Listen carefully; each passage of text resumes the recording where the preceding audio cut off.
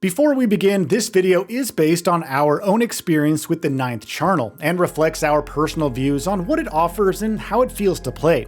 As always, we recommend you make your own informed call by looking into the game yourself and ensuring that it matches your expectations, standards, and personal values. With that out of the way, let's begin. So I'm torn between tearing the 9th Charnel to the ground and feeling cautiously optimistic about what Psycat Deb Creations learns from it now that the studio has joined the PlayStation Partners program. As a fully fledged game, it's terrible, and would be so even in an era of gaming long gone. But as a prototype of an idea, I'm left wondering if it does enough to differentiate itself from tried and tested horror tropes. Hey Jake, the board has called an emergency meeting. I think they have some questions regarding our papers. The head of the board just made a rare visit and wants to meet you personally. We must go right now. The head?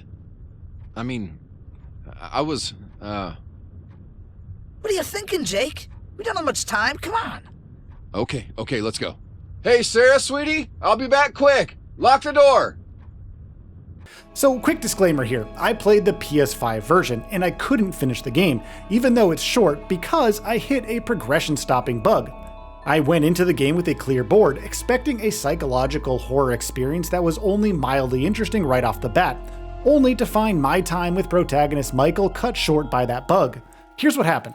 A computer that seemed vital to progression around the midpoint refused to register any interaction at all, locking me out of progressing further. I couldn't fix it no matter what I tried, even reinstalling the game and restarting my PS5 to see if that could help. It didn't. But do I really actually care about Michael's fate? I honestly couldn't say that I do, since the story is just so vapid, it just fails to catch your attention. The 9th Charnel tries to do so many things that other games have done before, and done better, that the only thing scary about its attempt at horror was how laughable the entire thing was.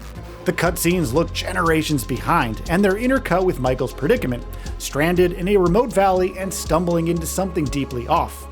With no means to get out and only a trusty flashlight in tow, Michael soon enters into the tedious series of fetch and carry quests, slowly uncovering a story of corporate apathy from the Charnel family, and encountering mutated creatures feel lifted from better horror games. I pushed past a few enemies hoping the game would introduce a weapon, but it didn't in the portion that I played, right up until I found myself in the house of the man from the cutscenes, his computer being the one that brought a premature end to my entire playthrough. Could the story or gameplay have improved later on? Well, I want to say yes, but everything I've seen so far makes me hesitate to do so. A lackluster story could be offset by solid gameplay in most cases, but the 9th Charnel is actually more frustrating than tense. The controls are a major part of my angst here, with clunky movement made worse by an awkward sprint input that quickly becomes tiring, giving Michael directions a literal thumbnache.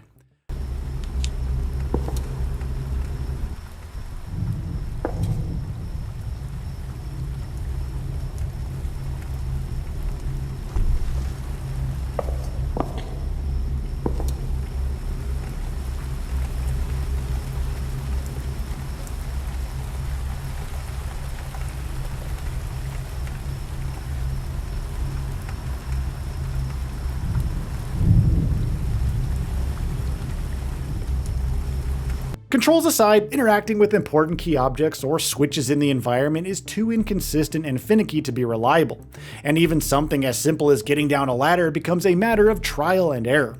The inventory system actually makes things worse here because you have to dig through the menu and equip an item before the world will actually acknowledge it.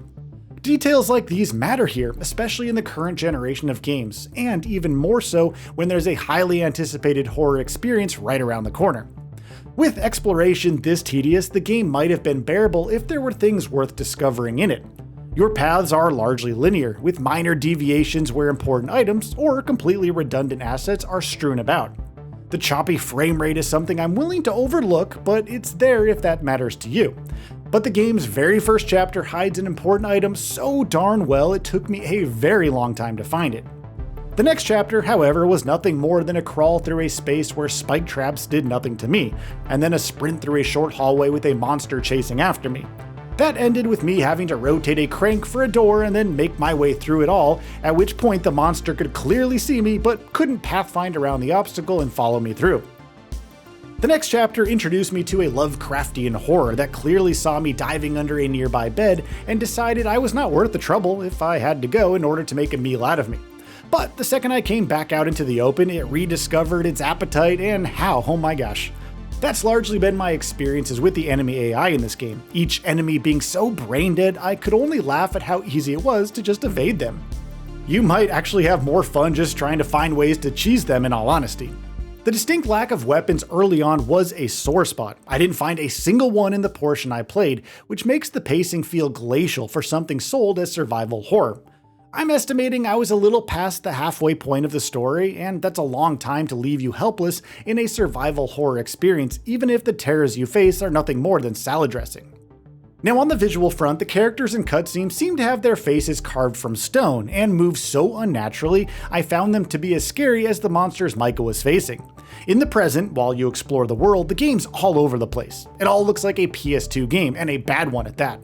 I suppose looking for DualSense integration is just me being unreasonable at this point, and the game's audio design and soundtrack are nothing to write home about either. Heck, Michael doesn't even utter a sound even as a hulking brute of an enemy came crashing through a wall right in front of me, or at the sight of the corpse of a man he had just spoken to sprang right at him. As far as silent protagonists go, Michael's clearly a pro here. The only good thing I can say about the 9th Charnel is that it's a short game. Its concept isn't interesting enough as an opening hook, and things will likely go downhill from there. It gives me no joy to criticize a game as much as I have with this one, but it's hard to make me feel actually bored when I play a game. Heck, I got through Code Violet for crying out loud, which is saying something. This one felt like an early build of a concept, much less an actual full game.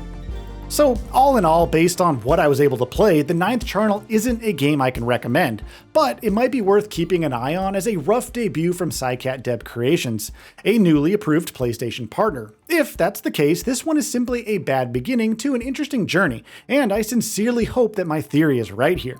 But as a game you're paying your hard-earned money for, it's just too buggy, too lackluster, and unintentionally campy that it's only worth it for an actual laugh or two. I'd suggest saving that cash for other popular horror games if you're looking to scratch that survival horror itch. So what are your thoughts on this? Go ahead and share them in the comments below. And if you like this video, please subscribe to the channel and enable all notifications by clicking the bell icon to get new video updates. We upload every day and would really appreciate your support. Thanks for watching.